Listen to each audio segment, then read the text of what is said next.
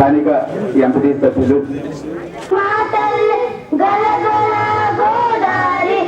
అగ్రగామి రాష్ట్రాల్లో ఉంటే 2029 నాటికి దేశంలోనే అత్యున్నత రాష్ట్రంగా 5 బిల్లులు 5 ప్రచార ఉద్యమాలు మనం ఎంచుకున్న మార్గం. జై ఆంధ్రప్రదేశ్, జై జై ఆంధ్రప్రదేశ్.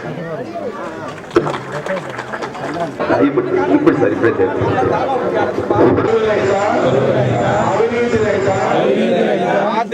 ఆర్థిక అసమానతల లేని రాష్ట్రంగా తీర్చిదిద్దుకోవడానికి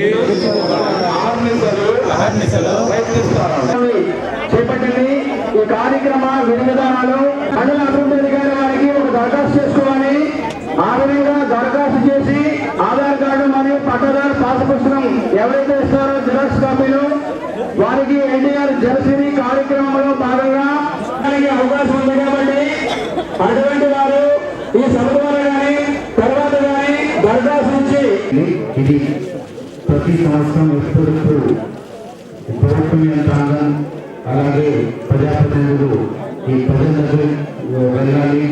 ఈ ప్రభుత్వం పథకం ఏదైనా డెవలప్మెంట్ రిలేటెడ్ కానీ వెల్ఫేర్ రిలేటెడ్ కానీ ఏ విధంగా అమలు అవుతుంది, దాంట్లో ఏదైనా ప్రాబ్లం ఉన్నాయా, ఏదైనా లోపాలు ఉన్నాయా అవన్నీ తెలుసుకోవడానికి ఈ జన్మభూమి కార్యక్రమం పెట్టడం జరిగింది.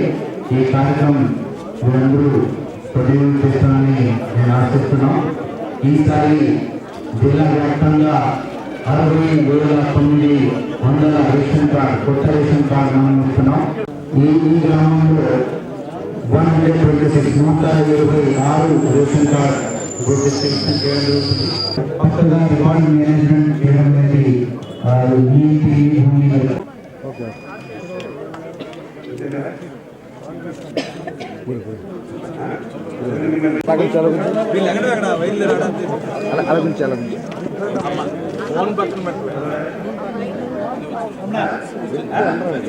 మరి ముఖ్యమంత్రి సందేశం తెలుసుకుని వెళ్ళారు. ఈ రాష్ట్రం కొత్త ప్రభుత్వం ఏర్పడాక సంవత్సరాల కాలం గడిచింది. మరి ఈ రాష్ట్రం 16,000 కోట్ల రోడ్డు బడ్జెట్తో ఈ 13 జిల్లాలతో కూడిన ఈ నవ్య ఆంధ్రప్రదేశ్ ఏర్పడ్డది.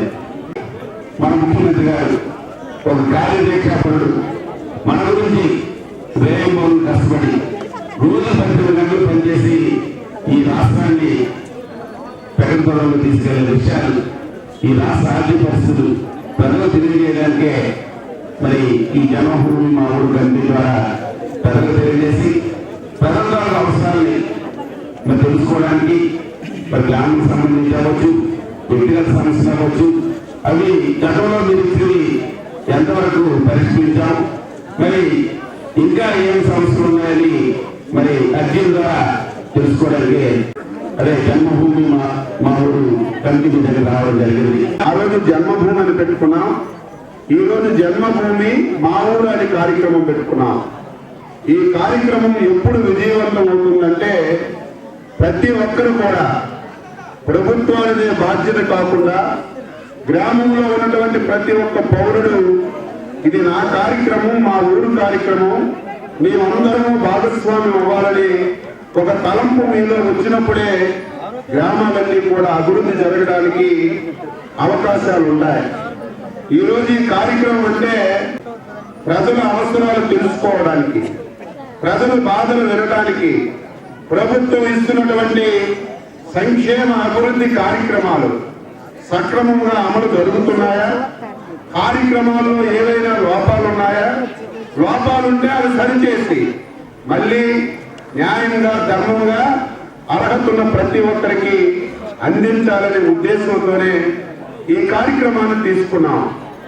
గత జన్మభూమిలో ఎవరైతే మీ గ్రామంలో దరఖాస్తులు పెట్టారో రేషన్ కార్డు కావాలని, పింఛను కావాలని, ఇల్లు కావాలని, రహదారి కావాలని మీరు గత జన్మభూమిలో ఎన్నైతే దరఖాస్తులు పెట్టారో అవన్నీ కూడా ఎన్నింటిని పరిష్కారం చేశాం, ఎన్ని పరిష్కారం కాలేదు, ఎందుకు కాలేదనేది స్పష్టంగా గ్రామ సభలోనే చదివి వినిపిస్తున్నామంటే ఈ ప్రభుత్వానికి ఎంత చిత్తశుద్ధి ఉందో, ఎంత పారదర్శకత ఉందో మనందరం కూడా గుర్తుపెట్టుకోవాలి.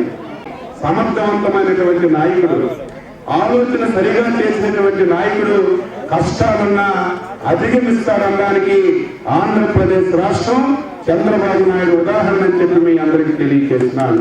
ఈ రోజు ఇన్ని బాధలున్నా ఏ ఒక్క హామీ కూడా నెరవేర్చకుండా వెనక్కిపోలేదు. ఇంకా కొన్ని హామీలు ఉన్నాయి, దాన్ని కూడా నెరవేర్చాలని చిత్తశుద్ధితో అంకిత భావంతో పనిచేస్తున్నాం. 200 పెన్షన్ 1000 రూపాయలు చేశాం. ఈ రాష్ట్రంలో 44 లక్షల మందికి పెన్షన్లు ఇస్తున్నాం. దానికి సంవత్సరానికి 6,000 కోట్ల రూపాయలు ఒక సంవత్సరానికి ఖర్చు అవుతుంది. 5 సంవత్సరాల్లో 30,000 కోట్ల రూపాయలు పేదవాడి పెన్షన్ గురించి ఖర్చు చేసినటువంటి ప్రభుత్వం ఈ ప్రపంచంలో ఎక్కడా లేదు. ఆంధ్రప్రదేశ్ రాష్ట్రంలో అర్హత ఉన్నటువంటి చివరి వ్యక్తి కూడా పెన్షన్ అందించాలని ఒక ధ్యేయంతో ఈరోజు పనిచేస్తున్నాం. ఈరోజు ఒక సిస్టమ్ పెట్టాం. ఏ ఒక్కరికి ఇబ్బంది పెట్టడం కాదు. రేషన్ కార్డులో ఎంతమంది పేర్లు ఉన్నా సరే ఆ కుటుంబంలో ఏ ఒక్కరెళ్ళి ఏడు ముద్ర వేసినా సరే బియ్యం ఇస్తున్నాం. ఈ విధానం పెడితే 700 కోట్ల రూపాయలు రాష్ట్ర ప్రభుత్వానికి ఆదాయం వచ్చింది. 700 పెట్టడం వల్ల, అర్హత ఉన్న వాళ్ళకి బియ్యం ఇవ్వడం వల్ల. అందుకే ముఖ్యమంత్రి గారు ఆలోచన చేసి డీలర్లకు కూడా ఒక నెలకి 10,000 రూపాయలు తక్కువ కమిషన్ లేకుండా కమిషన్ కూడా పెంచడానికి ఆలోచన చేస్తున్నాం. ఈ రాష్ట్రంలో 12,39,000 కొత్త కార్డులు మంజూరు చేస్తాం. జన్మభూమిలో మీ అందరికీ కార్డు ఇస్తున్నాం. ఈ నెలలో సంక్రాంతి సంక్రమణ కార్డు ఒకటి మీకు ఇస్తున్నాం.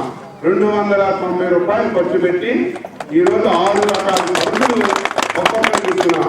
ఈ కొత్త కార్డులకు కూడా ఈ చంద్రన్న సంక్రాంతి కానుక ఈ నెలలో ఇస్తున్నామని చెప్పి మీ అందరికీ తెలియజేస్తున్నాం.